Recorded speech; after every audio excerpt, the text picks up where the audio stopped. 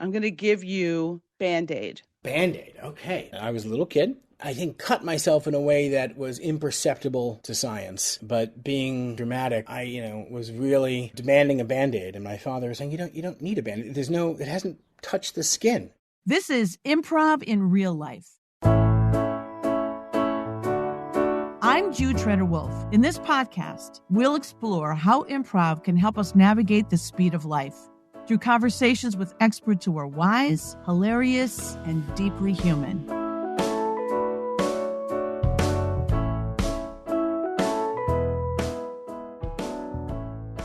It's a Saturday about noon, and I'm at my office, and I'm feeling tense because I've been in an argument with my boss all morning, which is awkward because I'm self-employed.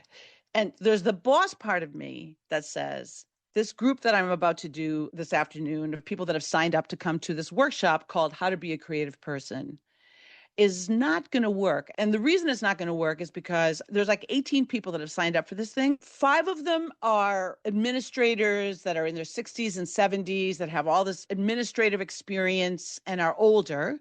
Then there's a bunch of mid-level professional therapists and educators and 5 teenagers. And I'm looking at these lists and I'm thinking, the boss me is going, this is not going to work. How are you going to run a group with this diverse group of people and make it useful for all of them? But improviser me says, those are the people that showed up. That's what we're going to do. And we're going to try to make it work. And we're going to make the business fit this model. We're just going to do that. And I also am afraid that if it doesn't work, then these people are never coming back. I have a partner. He's my musical director. He's a musical improv genius. He went to the Manhattan School of Music. He can play any style of music. And we've come up with what we think is an innovative process where the music inspires a scene. The music changes. We do a new scene. We've got all these ways that we use music as kind of like a score to what's happening as we do the improv. I've never seen anybody do it. We made it up. So I feel nervous on a lot of counts, but excited too, because my buddy is coming and we got the keyboard, we got the people, but I don't really know if this is going to work. The first exercise that we have planned in How to Be a Creative Person is for people to realize that creativity is probably not what you think. Creativity is not necessarily being an artist or a writer or singer. Being a creative person means being able to change, being able to take what exists, what resources exist, and transform them and make them into something new. That's what creativity is. And in the case of your life, those materials are you, yourself. So the first exercise that we ask everybody to do is to think about something that they do in their life right now that at one time they would have thought was impossible. Just a short little story about something that they now do that if you had asked them a few years ago, they would have said, that's impossible. And they're going to stand up and take this center stage, and we're going to bring them up with music. And they can pick, if it's a Mission Impossible theme, meaning like something that really was a mission. If it was a super strength that they discovered, they can get the Superman music. If it was they took on a cause or a system, then they would get Star Wars music. If it was a personal goal, it would be Rocky music. And my partner buddy can play anything. So they'll just call out the music that they want. And one by one, the people are getting up. One person's like, I'm afraid of heights. I'm afraid of speed. And I went and my kids made me zip line and I did it. One person says, I went for a job interview. Everybody said I was too old to even apply for the job, but I went for the interview. I didn't get the job, but I went for the interview. Another one was a person lost 50 pounds and they did the Rocky music. Everybody's getting up. And then there's one person left and it's one of the teens. It's exactly what I was afraid of. She's emotional. She can't stop crying. She's sitting in the chair. And I'm thinking, what? This is exactly what I feared would happen. Teens have big emotions and they need a lot of attention to those emotions. And now what do we do? And I say, I'll call her Emily. Emily, can you tell us what's going on for you right now? How can I help you? And I don't know if she wants to not be in the spotlight. All eyes are on her. And now she's really crying. But she wants to share something. And she says, my dad died 6 months ago. He was sick for a year, but I didn't believe it. And my mom kept telling me, he's really sick, honey. And I didn't believe it. And I was so mad at both of them.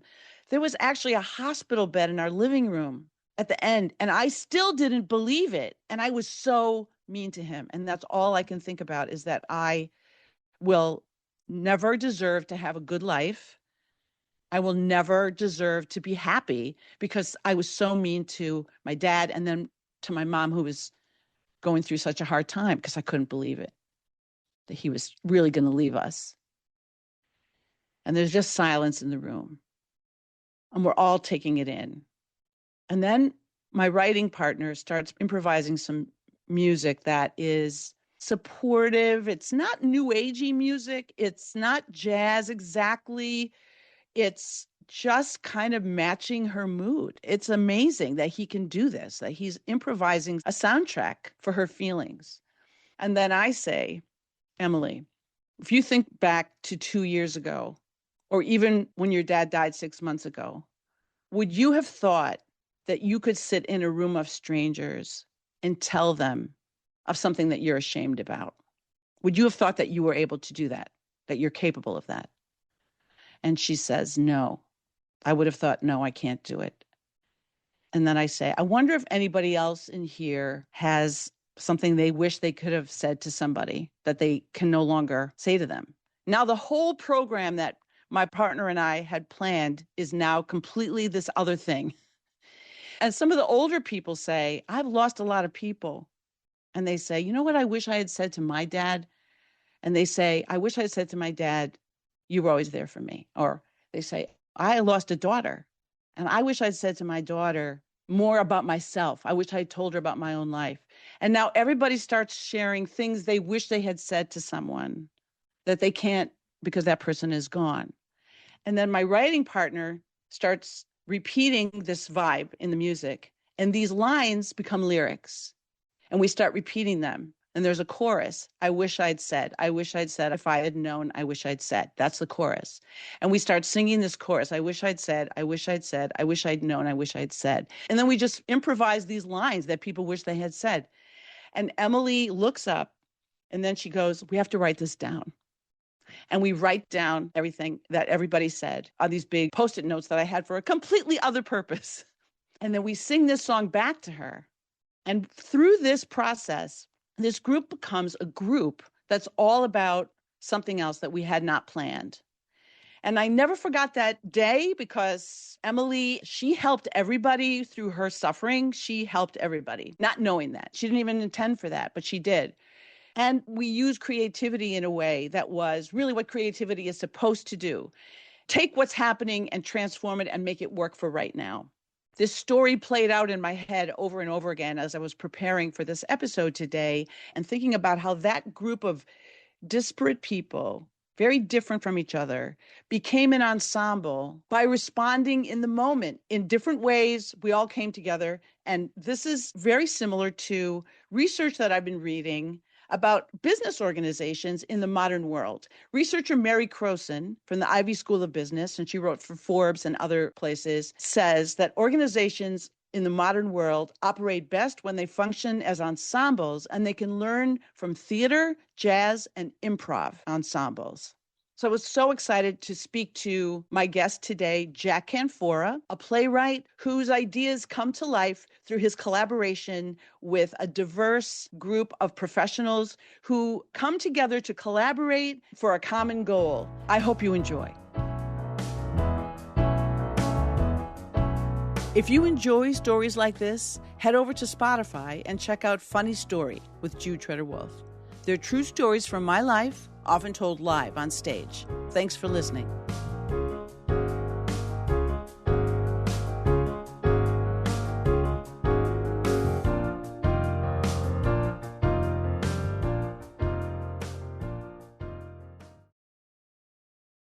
This podcast is brought to you by LifeStage.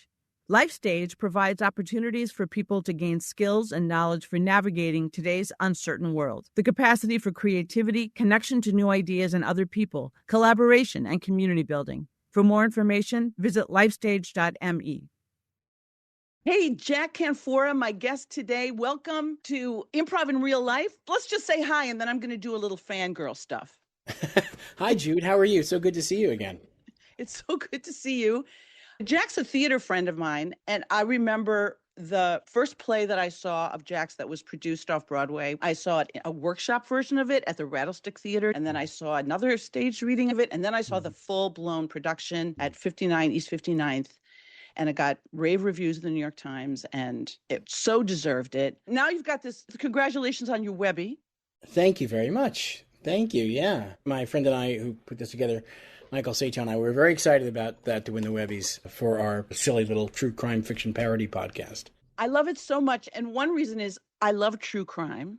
I mean, I love crime, not to do it, but you always learn things about people. I'm obsessed with crime, but I'm obsessed with true crime. And then I'm really obsessed with satire. So you've got all of it going on in there. We do. It was a lot of fun to make. And, it's just, I love stuff that's like aggressively dumb and silly. I mean, the title of the podcast is The Murderer Killings, which, obviously doesn't make any sense. And so that was sort of the tone we took with it. And so we also wanted to do it deadly dry. So although it's a podcast, there's no camera, but there's no winking at the camera. It's just none. Completely straight. There's no winking at the camera. There's all like, this is what we do and this is who we are. And I love that commitment. So with that, let's segue into something that I wanted to link these two projects. I just talked about your play, Jericho. The name of the play was Jericho, by the way, that I saw all those iterations of. And Jekka's had other plays as well, not just the ones I've seen, but I've seen other stuff. But the thing that I noticed about all of your projects, or the ones I'm thinking of anyway, is that you have a team of people that are part of them over time. I know a couple of the actors in The Murderer Killings were also in Jericho. Right? Yeah, absolutely. Yeah, I've always been very intentional about if I'm working with someone whose work I really like and who also I really enjoy being in a room with. And, there's not always an overlap between the two things, that I hang on to them like a barnacle. And so, and so I do write in my head with certain people in mind. That doesn't mean they're always going to be able to do it or will always want to do it. But certainly, yes, like in this, people who haven't seen the play or heard the podcast yet won't know any difference. But the woman who plays the lead in Jericho off-Broadway, she also plays a central character in, actually two of them who are in Jericho, play central characters in The Murderer Killings. Yeah. Is that Carol Todd? Carol Todd, who plays the Airbnb owner, Estelle Hayes, with a slight drinking problem. And then Margaret Manjagara-Jones, who's like an aggressively abrasive Australian, and she was the lead in Jericho. So I have a company, and there are others. And Michael Seitel, who I co-created this with, he's been in plays of mine. So I always feel that to me, like writing plays is like the perfect combination of things for my personality, because I'm a bit of an introvert, but I also really love working collaboratively. So I get to write in private, but then in the room, it's great because, having a good room where you can really trust the input of everyone in the room, that's invaluable. Well, that's what I wanted to dig into a little bit, because our podcast here is about the arts as the arts. In my case, I use improv and storytelling, and in your case, you're writing plays, which is a kind of the same thing in a lot of ways. There's a lot of similarities and a lot of maybe some origins where the process definitely overlaps. And then how that applies to how people might be in their lives in real life, right? Mm-hmm. And the fact that you have these long-term creative partnerships, I like to talk about that a little bit more, because I think collaborative partnerships are really difficult. I don't think they're easy. I think I've had different partners that just I thought everything was great. Things went wrong. They went south, and sometimes they weren't salvageable. Maybe I wasn't a good partner. I don't know. And sometimes it's Probably. Just not. It was. I'm sure it was me. No, nonsense. No, I mean, like when you talk about yourself, like writing solo and then sharing that with your team, the people you trust, and then sharing that, and then you guys come together and create something that the whole world can see. And I think that the solo part of it is really important. Like somebody knowing what is your capacity for other people being involved in that part. Now, for me, becoming an improviser, which I wasn't when you and I knew each other back in the day, like I didn't know anything about it. I didn't train in it. And I was a perfectionistic kind of person who I got stuck a lot. Enemy of art, right? The enemy, the voice of the oppressor, according to Annie Lamott, the voice of the oppressor, 100%. And I found that when I took improv training, that I began to be able to be more alive and spontaneous, and it just took those rusty hinges and oiled them up. So then I began to use that in mental health training stuff, with people in their lives. And so that helped a lot. And it also helps you to know yourself and kind of what your defenses are and where you get stuck. So the thing that I wanted to ask you about is, how do you, when you're collaborating and you are with a group of people that you trust their vision, I guess you share a vision with them and you trust, how do you build that trust? How did you guys build that trust? I mean, I think it's both, I think, intuitive. Like you sort of grok fairly quickly when you meet people. Oh, I'm going to get along with this person or not. And that radar isn't 100% accurate, but it's pretty close. But also, again, like anything else, it's built over time. You do your best to not bring your ego into the room as much as possible. I mean, I fail regularly on that, but I try. And so it's always the best idea wins. And so I'm in rehearsal for a new play now, and there's an actor, a very young actor. Well, they're all increasingly young to me, I've never worked with her before, and that trust wasn't necessarily fully bonded yet. But she came over to me she said, "Well, I have a thought about this thing, about this particular line," and I listened to it, and I thought, yeah, she's right, and so. The last thing I want to be is one of these annoying people who say, well, I'm the playwright, so you do what I tell you to do, because this is the line I've sweated it out to come to. And I have found that usually a line I've spent a long time considering and sweating over is usually the better line than what someone comes up with in a room. But it isn't always. And sometimes you have to be aware of that and always open to the fact that you're wrong. I always try to be open to the idea that I'm wrong at any given time. And that's a hard thing to balance with the self-confidence to stand by your instincts. That's always an interesting balance. But she came up with this happened just the other day. She said, well, I think given that earlier she said this, I think she was actually nicer about this, but she basically, and I cut her off, said, you think it's just too on the nose. And she said, well, yeah, sort of. And I said, well, I think you're absolutely right. I said, let me think about it, but I think you're right. And I'm much happier now with that little tiny microsection of the play, because she was right and I was wrong. Well, I love what you said about being willing to be wrong. That's also, as an improviser, that's an improv tenet right there, is not so much wrong, but being willing to roll with something that was I'm using very you could accuse me of using very judgmental language, and I'm not trying to do that. But sometimes, like I used to teach, and there's no such thing as a dumb question, and I would tell my kids, well, there are dumb questions, but innocent questions in terms of those are never dumb. Like in terms of, I'm coming at it from this angle. There's a value to it because this actress, whose name is Sandy Clancy, she's a very talented young actress. She hasn't been with the play for a few years, and that's in some ways a clear advantage. She's coming into it, with fresh, intelligent eyes.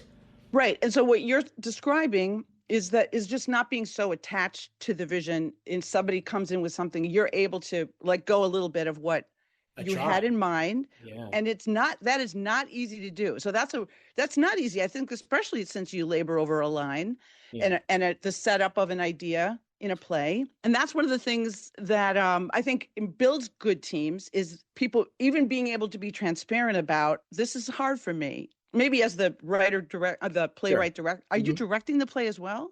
No, I'm there as a playwright. I'm very close to the director, whose name is Evan Bergman, very talented director.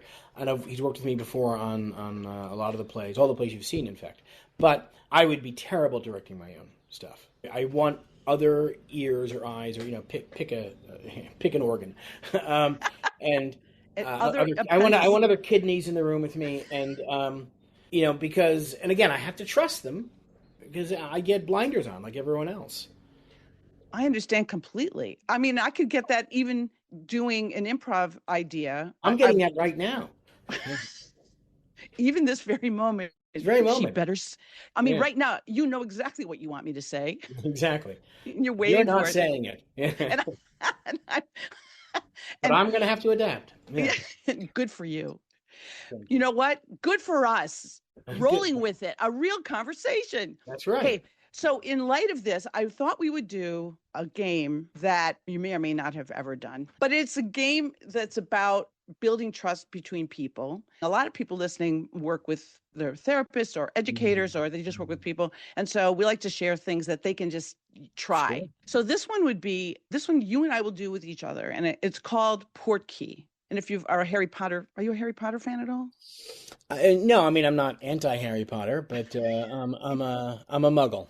Good. Okay. So there's all these magical things, obviously, in Harry Potter. And Sure. there's this thing called a Portkey, which is that if I pick up an item and hand it to you, and that item has some meaning for you, it will transport you to that place in your life where that thing happened. So it helps Harry to explore things that he couldn't possibly know. It's like a Proustian cookie kind of thing, right? Yes. Madeline. Yeah. Right. So I'm going to ask Natalie to give us a suggestion of a household item to either you or me. Okay. And you're going to take that item, and all you have to do is let it transport you to a true memory of your life that you don't mind sharing about. No, not at all. Why don't you start? Because I've never done this, so I just want to get like a template, and then I'll have to go next. And then I will take something from my memory, and I will give that thing to you. Okay. And then you and I we'll just do a couple back and forth. They're not a big deal. So and it doesn't have to rhyme, right? We're not doing this in meter or verse. No, rhyming is required. Are you kidding me? So this is kind of a rap battle. It's like the lamest rap battle in history about to begin. Don't feel pressured, but it has to rhyme and it has to have rhythm. And don't feel pressured at all. And it has to make total sense. Okay. And it has to be 100% true. And you have to work at some point, you have to work in the word avuncular. Go. Okay. One more thing. No, okay. Those are the rules. Okay. Take it away. Natalie, give me a household item. An iron. Okay. I'm taking the iron and I'm going, and it takes me immediately back to true story. I was kind of like a mother's helper growing up. I come from a big family of 8 kids, and my mom was always stressed. And so I always wanted to help her out. But I thought ironing was the coolest thing because you would take this wrinkled mess of a shirt or something, and then it would come out so beautiful, so perfect. And I woke up early one morning, I was about 8 years old, and decided to iron just to be cool and like my mom and like a little mom. And I gave myself a 3rd-degree burn on my hand because I didn't honestly believe how hot it was. It's horrible because usually irons and 8-year-olds are a great combination. I'm sorry it didn't work out for you that time. That one didn't work out so well for me, but I am going to give to you from that story. Okay. I'm going to give you Band-Aid. Band-Aid. Okay. All right. Let me think about it. First clear memory that leaps to mind. So, gosh, I'm choking. Okay. I was a little kid, and I think this is maybe typical of little kids. Is I remember getting to a bit of not an argument, but I think cut myself in a way that was imperceptible to science. It was so minor, but being weak and dramatic, I was really making a meal out of it, and was really going over the top. And finally, I was demanding a Band-Aid, and my father was saying, you don't need a Band-Aid. It hasn't touched the skin. It didn't, there's nothing there. And I remember this when we were in the car, on a car ride, and that happened. And I was really being a bit much, I think. And finally we get home, and I'm in my mind, I'm in actual agony about it. And my father, he's a very patient man, but also incredibly rational. And so trying to reason with this 6-year-old, saying, well, there's no logical reason you want this Band-Aid. And finally, I think my mother said, just put the Band-Aid on him. And so put the Band-Aid on, and suddenly, I remember feeling, oh, this feels so much better now. And for a week afterwards, the non-existent wound, I kept on having to replace the Band-Aid every day. It was a real part of my morning rituals. And eventually, I think when I was 18 or so, I stopped wearing it. But I think, for the most part, so I do have that distinctive memory about a Band-Aid. I love it. Okay, so now I got to think of something from that memory. Pull something from that story. Yeah, pull anything from that story. Well, what about, remember sitting in the back seat, being a small child in the back seat on a trip with one of your parents? Okay, coming from a big family, I was always in the back seat, but not only just the back seat, but the 3rd seat of a 9-seater station wagon. Oh, my God. These station wagons where the back seat would face backward, Right. to see the traffic behind us. And we would always have a big cooler full of food because we were poor and we never went to restaurants or drive-ins even because it was just too many people to feed.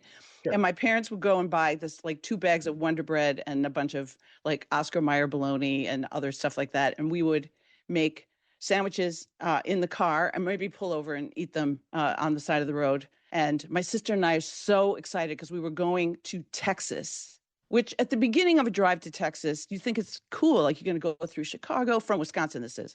You're going to go through Chicago, which is very exciting. And then you have no idea what's ahead, which is kind of a psychological death, through all the southern states. There's nothing to see. And we're not going to be stopping unless somebody's just had an emergency because that's my dad's going to make good time. And we were about maybe 30 minutes from home and my sister and I just started making sandwiches and we were like, everybody, we're making lunch. And my mother's like, no, we need that food for the whole trip. We have no idea. We have like 12 hours ahead of us. Right. And we had to put the sandwiches back, but we snuck some of them. And then about 4 hours in, realizing how really awful this long trip was going to be, we started having contests to see how many green grapes we could put in our mouths. I'll never forget that. I'll never forget, like she put 14 grapes in her mouth and I put 16 grapes in my mouth and we could have choked in the back seat and no one would have known. It's pretty much Lord of the Flies in the back of that car. It was absolute chaos. And of course, then we'd say the rosary because my mom had to pray at some point. Uh-huh. Yeah. All right. So that's my backseat story. Okay. And let's do one more quick one. I'm going to give you from that. I'm going to give you Wonder Bread. Sure. This is a relatively recent memory, if that's okay. My parents are elderly now, and charmingly become incredibly stuck in their ways, and in the ways they were, say, in 1953. And I finally partially learned the value of not engaging in a fruitless argument with my parents over a trivial thing, which has been a good chunk of my life, actually, has been, doing that because I can't, I have to have the last word. And so now that I'm more of a caretaker role, although they're still fairly independent, my father wanted a sandwich. And so I went to the store and I got the stuff for him, and he was... And again, a very calm man, but he's getting older. Like every now and then, something will get him really angry. And he was really angry that I had bought like a multigrain bread, like a wheat multigrain bread. And he's like, "This is terrible for you." I said, "It's actually as bread goes, it's actually a lot better." He said, "No, Wonder Bread is the best." I said, "Wonder Bread is basically chemicals and air with a little yeast, chemicals and air." And he said, and he became really like. I've heard him yell. He's such a calm, reasonable person. I've heard him raise his voice maybe 5 times in my entire life. But that was one of those times. He was so irate, and I realized too late because I was in the argument now, and I'm like, I can't. This is a silly argument to have, and I could have pulled up data, from the FDA, but it was like RFK was in the kitchen with me, RFK Jr. And, he wasn't that crazy, but no, but this is actually good for you. Yeah. This is the better thing. Yeah. Oh my gosh, that is such a great story. And I relate. Anyway, we could leave it right there. Okay. That's great. So thank you for those stories. So this game, if you want to debrief it a little bit, but I learned some things about your life currently. I learned something about your life in the past. Right. And my thesis about this kind of game, we do it in a lot of groups where people don't know each other at all, is it is a safe way to connect sort of the quilt of people's experiences. It's like, sure. You give me something from yours and I take that and it immediately brings up at first we get a little bit of a brain freeze sometimes, but the idea is that the more we know about each other, the more we can trust each other.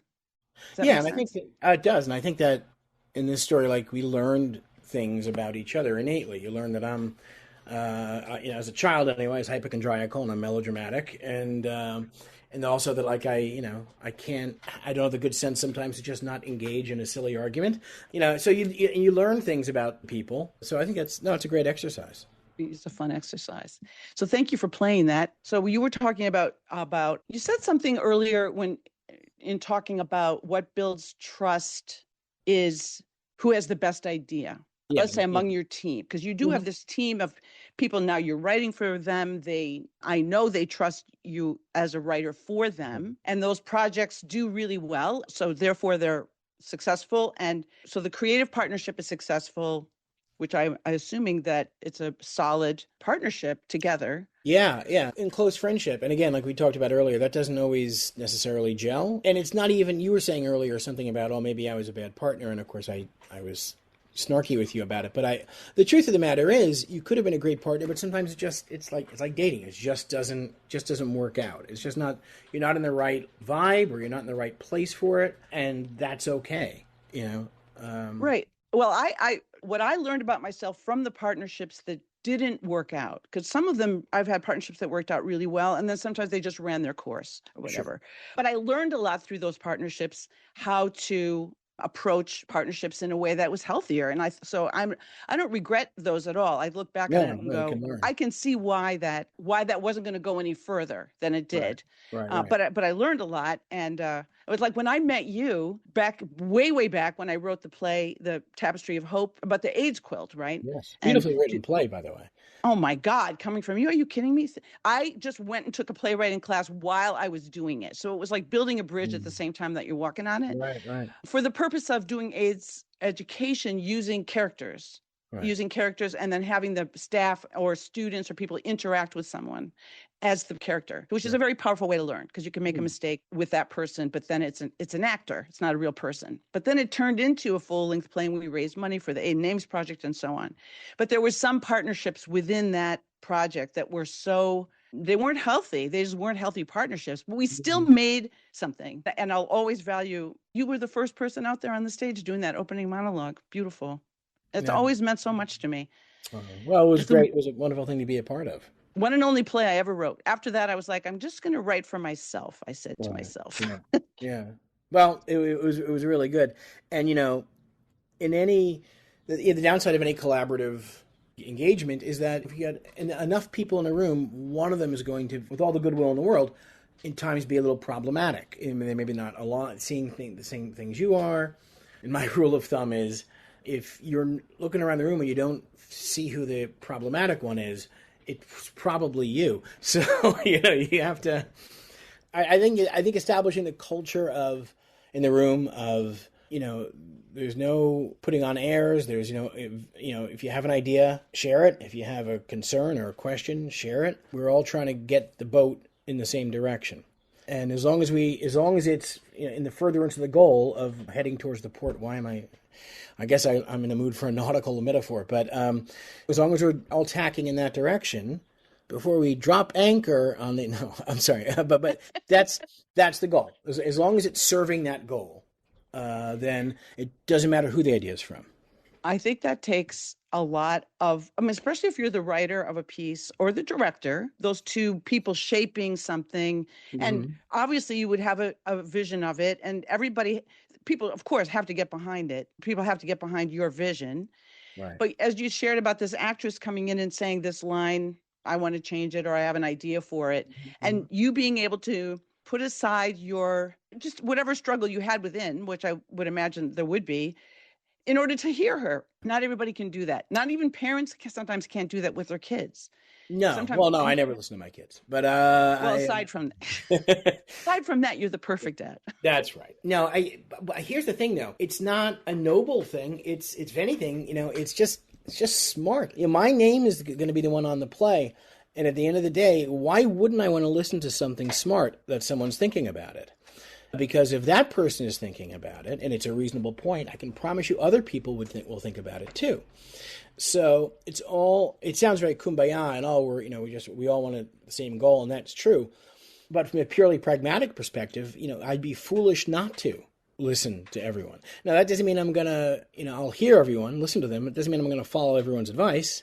Sometimes I will say, okay, well, thank you, but I think we're going to do it this way. But it's just all about keeping in mind that you really want the best work to be done, and not only for the goal of the team. If you want to be very selfish about it, this is going to reflect on me. So, unlike a novelist who, of course they have editors, but to me the big advantage of playwriting is you've got a whole team of creative, dedicated people who are showing up every day, except on Mondays, who are showing up every day to try and make this thing that you came up with in your head the best possible thing it can be. And so it would require not only epic narcissism, but I think real bullheadedness and stupidity to not be open to, let's all play, let's all have fun and see what the best way to get there is. The fact that you have the openness of perspective to say, yes, as a team, we're all creating this thing, and I'm going to have my name on it as the playwright. And you are willing to absorb and see the group collaboration as a gift. I just think that, I think it's great to talk about and wonderful to hear. And I think that in people in business, people in lots of different kinds of projects, I work in healthcare, it is not common. I think that's something that people need to cultivate. And people in the arts, I think you've had enough experiences with your team and new people that come into it that you know that is effective, that we have to put at times say, and as an improviser, this is one of the things that I probably benefited the most in terms of my or getting over perfectionism thing, is that an idea is one idea. There are 5 ideas. There are lots of different ideas that the flexibility of mind has more value than being right about anything. And that a group of people can come up with something that expands and elevates what you had in mind, you or me. Whereas the perfectionism brain, and I think that's what I think we talk about this a lot on this podcast, because so many people struggle with the willingness to just let in an idea that wasn't their own. So I think it's because people in the arts, like we all know that. We know that we've struggled or suffered if we haven't been willing to do that. And we know that it works if we expand and elevate other people's ideas. And like you said, you're still going to use good judgment and you're still going to use your own playwright focused mind and command of that craft to say, in the end, I'm going to make this call. I'm going to put the ship where I want the ship to go. Oh, we're back to the ships. Yes, absolutely. Correct. We're going to set sail on the smooth waters of theatrical endeavor. Yeah. I think the perfectionism thing, I think it's a natural paradox in our thinking, because rationally we know, certainly in the arts we know, and I think probably in most fields, you'll never be perfect. It's innately impossible. And yet that's what you should be striving for. But you need to strive for it knowing that, you're probably not going to get there. There's this great line, I think, from Beckett, when he's describing his working process, and he says, always try, always fail, try again, fail better. I love it. Yeah. Oh my gosh, one of my favorite there's a book called Fail Better. I bet that's where until you said that right now, didn't realize that's where he pulled that title from. Yeah. So while we're on this theme of exploration and failure, yes, right. One more game. This is a game. Okay. And Natalie's going to help us with this game. So the way this works is, it's called Life's Big Questions. And I really look forward to playing this with you. I thought of it actually because of you, because plays are about life's big questions. They're about these specific lives that elevate or expand or make us think about life's big questions.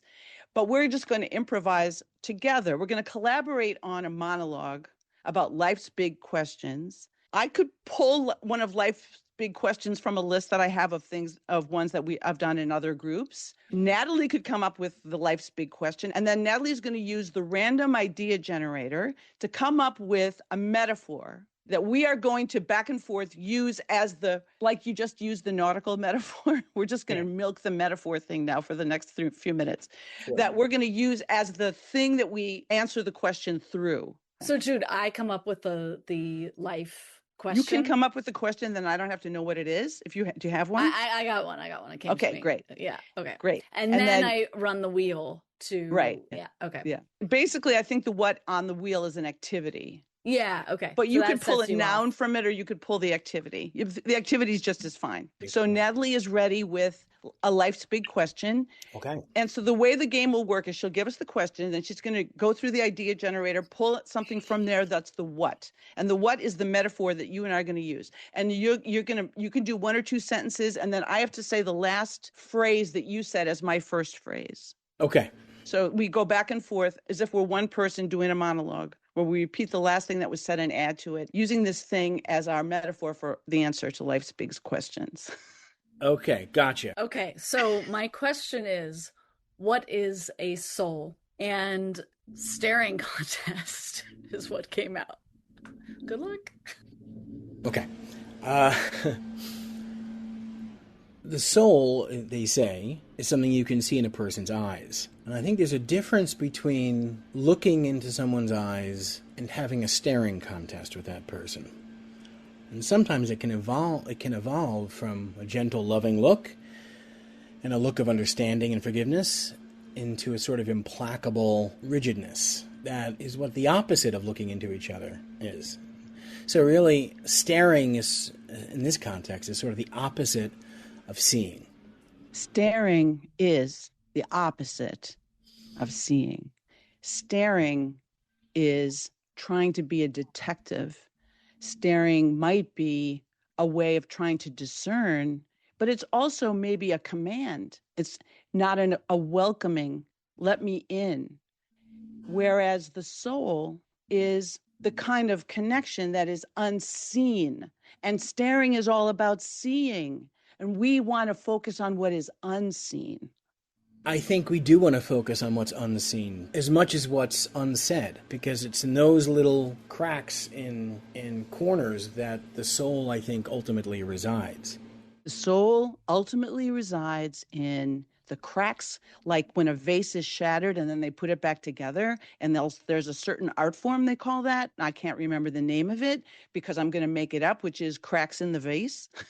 I think that's the literal translation from the Japanese, yeah. That is the literal translation from the Japanese, meaning that's the soul of the vase is in all those cracks.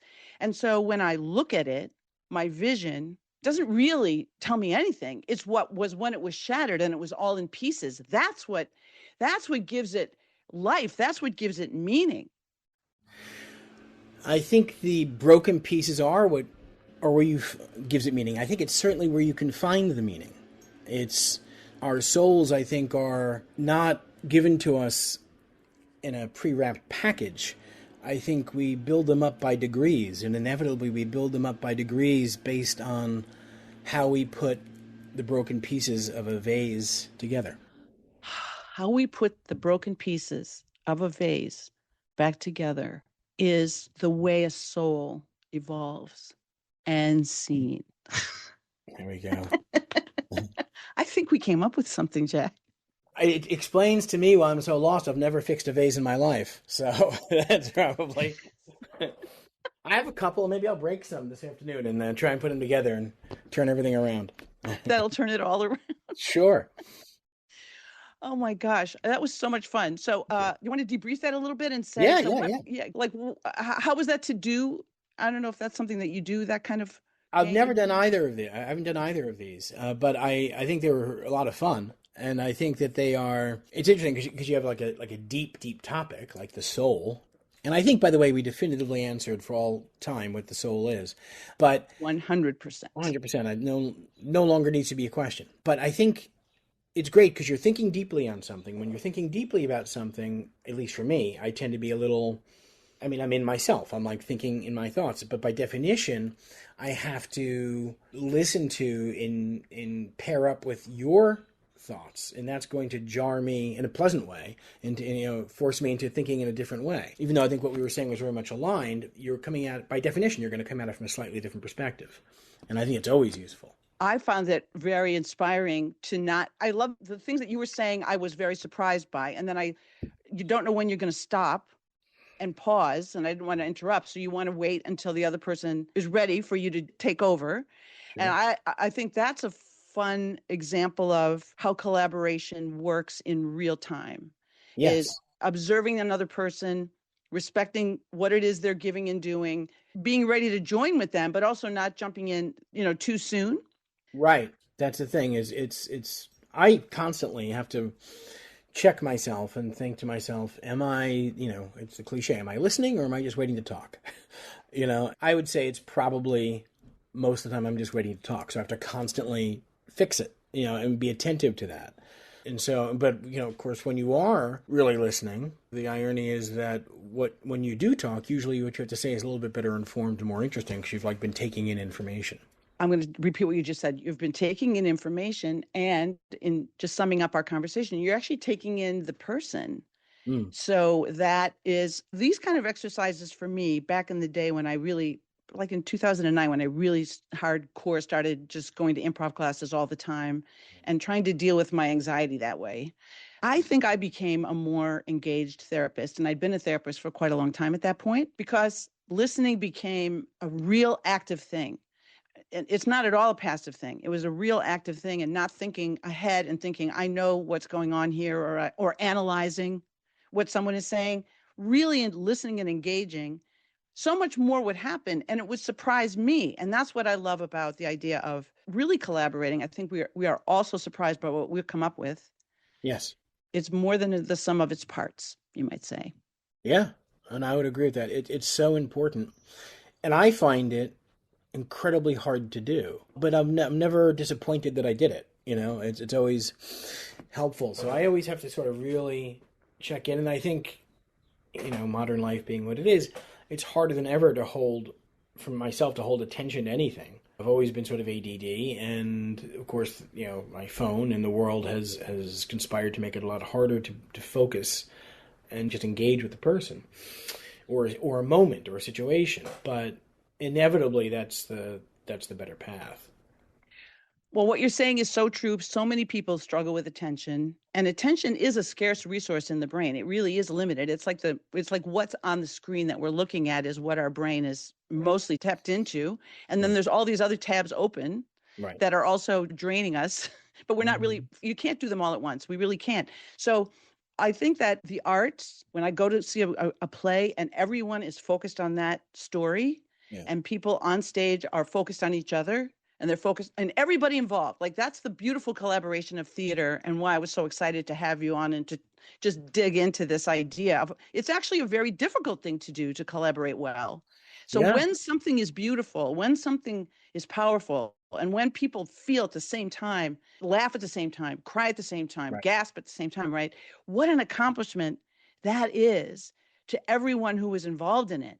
Yes. Yeah. It's a testament to everyone who's worked on it, from, like, to use the play thing. It's the actors, it's the writer, but it's the director, but it's the lighting person, it's the stage manager. God knows it's the stage manager. It's the assistant stage manager. It's the props. It's the people who cleaned the theater and made sure your seats were comfortable before you sat down. I mean, it's the gestalt of it. It's the whole thing. And some nights, really every night, you never know who's going to be the most important element, but it's a waste of time to try and figure out what the most important thing is, because that means you're missing the point. The point is that it's all incredibly important. It is. And that's just to keep with the spirit of the pod. In real life, if you go to the store or the bank or a restaurant, there's all these players that are doing their parts, and they are all important and they're all essential. And when it goes well, it's because they did their job so well. And one of the things I really appreciate about my husband is he always finds out everybody's name. And so we'll leave Wegmans and he'll say, what was the cashier's name? And I am not mindful of those things in the same way that he is, so that if he goes back there, he could say, hi, Alicia, and he will remember them and remember everybody's name. And it just makes it feel like we're all in this together. Like you're not just a cog in my wheel, We're all in the same boat. And we're all, oh my God, you did it. You brought us to harbor. Yes. Ahoy. Yes. Yeah, that's so true. I mean, we are all extras and bit players in other people's dramas being performed on a cruise ship. And we are all of that. It's important to remember that. And that's what's helped me gain a little bit more patience. Just in everyday life that might be frustrating is if someone's being frustrating, you don't know what they're going through. And they may be having a terrible day for a whole bunch of reasons and dealing with things you never know. I mean, I know these are all platitudes, but it's sometimes those are the things, the cliche things, that are really hardest to focus on and keep in mind. I think they're very hard to focus on. That's why I think they're worth just talking about as human beings, because we're in this world where there's just so much coming at us. It's very easy to just feel stressed and sort of cynical and negative. Yep. And I struggle with that every single day. And engaging with other people and remembering that they're only bit players in my movie. You're a bit player. No, but it's like that we actually don't know when you're somebody, a bit player in their movie. Exactly. And the thing is, we never know when one of those people might actually play a bigger role. We don't really know, but it makes you feel like you're part of something that's larger than yourself, which let's bring this to a beautiful close, that we're on this great cruise ship of life. And theater is a way to understand a way that can work, and a way that people who have all kinds of other stuff going on because they have lives come together and realize Jack Canfora's vision. Yeah. God, what a frightening prospect. But yes, absolutely. No, it's always an amazing prospect. So, Jack, tell people what's going on with your work right now. So people, and we'll put it in the show notes as well. But what do you want people to know about what's going on with you? Well, at the moment, I've got a couple of projects going on. I have a play, I guess by the time this airs, it should be in mid-production. It opens in June at New Jersey Repertory Company, a play of mine called The Vienna Lessons, which is a play about Mozart and Beethoven, a meeting when Beethoven was 16 and Mozart was 31. Which we think happened. We're pretty sure it did happen, but it's a play that riffs on that possibility. And it has at least one line altered by an actor, as we discussed. And also the podcast, The Murderer Killings, it's won a few awards. We're very happy and proud of it. It's very, very silly. If you want to giggle, I think it will cure what ails you. Anywhere you get your podcasts, it should be available. And we're hoping now to figure out a way to get season 2 in production. So people can listen to The Murderer Killings while they're driving, working out. It'll brighten your day. And we're going to look for this play, New Jersey, and maybe it'll move. Who knows? But good luck with that. We're taking it to New York, hopefully sooner rather than later, but one step at a time. I'm so excited. Thank you so much, Jack. It was such a delight. It's just full circle. You've been in my creative life since, oh my gosh, 1995 or something. Yeah, something like that. Yeah, and we were both, it's amazing, we were both in middle school, but it worked out. It did. Thank you, Jack. Thank you, Jude.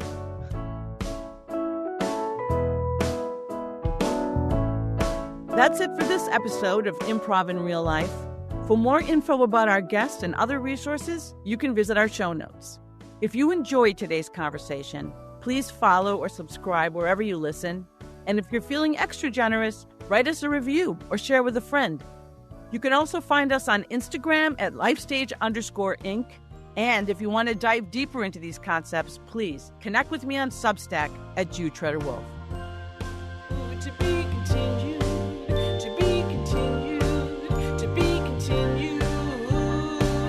We need each other now more than ever. We need creativity more than ever.